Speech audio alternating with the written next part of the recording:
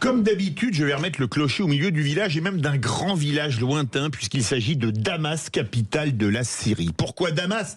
Parce qu'un tweet de Rima Hassan, eurodéputé LFI, a dépassé toutes les limites du mensonge historique. Mais que disait ce tweet posté hier après-midi? Il disait en réponse à un tweet du président de la République que, je cite, « La Syrie aurait pu être unie et stable si la France ne l'avait pas colonisée, divisée et fracturée ». Problème, la France n'a jamais colonisé la Syrie. Elle en est devenue mandataire ainsi que du Liban suite au traité de Sèvres qui démantelait l'Empire ottoman.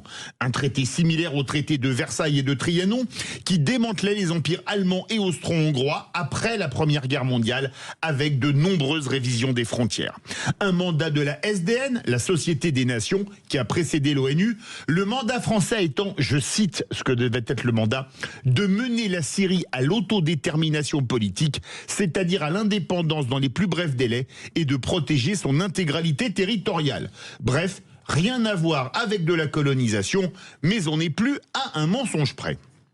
Pourtant, la Syrie a bien été colonisée par les Ottomans de 1516 à 1920, c'est-à-dire 404 ans, et par les Arabes dès le 7e siècle, Damas se soumettant à ses conquérants arabes en 635.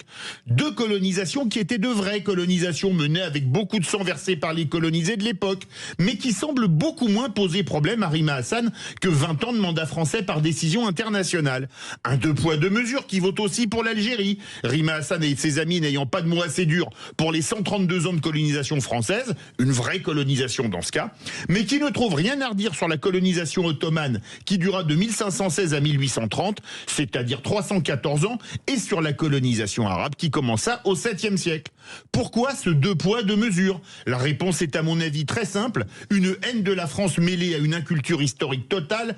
La seule question qui se pose aujourd'hui étant quel crime Rima Hassan va-t-elle encore reprocher à la France? Les paris sont ouverts.